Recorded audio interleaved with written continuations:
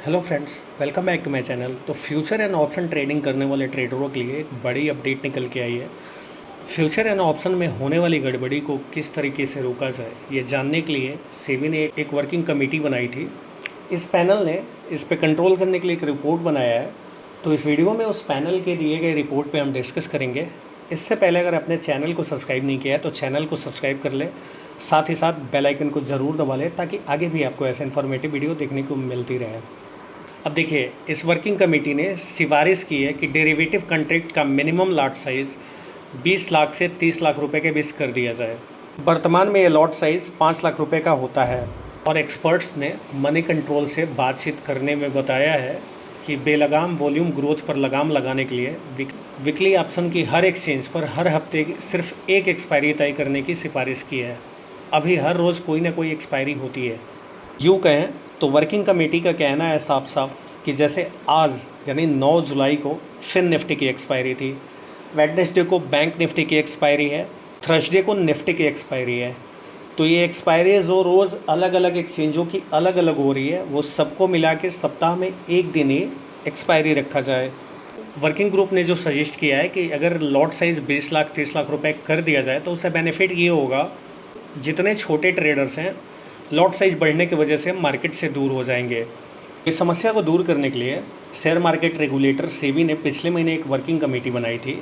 इसमें इस सेक्टर के कई एक्सपर्ट शामिल थे। पिछले कुछ सालों में फ्यूचर एंड ऑप्शन सौदे में रिटेल इन्वेस्टर की भागीदारी बढ़ गई है, जिससे सट्टेबाजी काफ़ी बढ़ गई है और इसी समस्या से निपटने के लिए सेबी ने वर्किंग कमेटी का गठन किया था। फ्यूचर एंड ऑप्शन की ट्रेडिंग हीरो या ज़ीरो माना जाता है।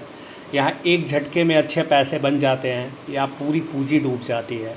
देखिए, इस समस्या से निपटने के लिए वर्किंग कमेटी ने सेबी को 2 सिफारिशें दी हैं और इसमें पहला सिफारिश है कि अगर लॉट साइज 20 से 30 लाख रुपए बढ़ा दिया जाए तो वॉल्यूम में बड़ी गिरावट आएगी और छोटे ट्रेडर मतलब रिटेल इन्वेस्टर जो हैं इस सेगमेंट से दूर हो जाएंगे। और दूसरी चीज़ है कि अगर सप्ताह में सिर्फ एक ही एक्सपायरी होगी, जैसे पहले एक्सपायरी बृहस्पतिवार को होती थी निफ्टी और बैंक निफ्टी की दोनों की, तो उसी तरीके से पूरे एक सप्ताह में एक ही एक्सपायरी होगी। तो रोज़ जो हीरो ज़ीरो ट्रेड है या जिस तरीके की सट्टा लगते हैं उसमें बहुत ज़्यादा गिरावट आएगी। साथ ही साथ एक्सपायरी के दिन जो कैलेंडर स्प्रेड बनता है उसे किस तरीके से घटाया जाए।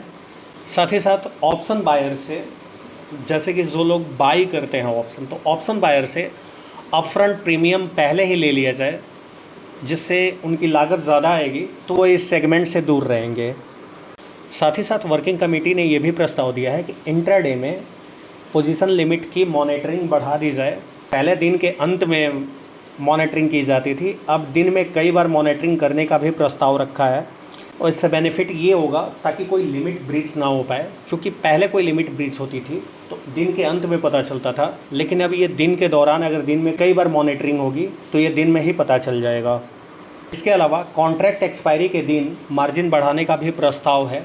एक्सपायरी के दिन मार्जिन बढ़ जाएगी तो इससे लोग इस एक्टिविटी में कम भाग लेंगे। अब देखिए, सबसे बड़ी बात है कि सेबी को फ्यूचर एंड ऑप्शन से लेके परेशानी क्या है। सेबी का सबसे बड़ी परेशानी की बात है कि जो डेरिवेटिव वॉल्यूम बढ़ रहे हैं वो सेबी के लिए चिंता का विषय है। सेबी के चेयरमैन माधवी पुरी ने हाल ही में कहा था, डेरिवेटिव ट्रेडिंग अक्सर जोखिमों के लिए जाना जाता है, जिससे गंभीर सामाजिक परिणाम निकल के आ रहे हैं, जो चिंता का विषय है। फ्यूचर एंड ऑप्शन को लेके सेबी के डाटा क्या कहते हैं, तो सेबी के डाटा के अनुसार फाइनेंशियल ईयर 2018 में डेरिवेटिव टर्नओवर 210 लाख करोड़ रुपए था, जो इस फाइनेंशियल ईयर 2024 में बढ़कर 500 लाख करोड़ तक पहुंच गया है। कुल मिलाकर देखें तो पिछले कुछ साल में डेरिवेटिव सौदों में रिटेल इन्वेस्टर की हिस्सेदारी तेज़ी से बढ़ी है।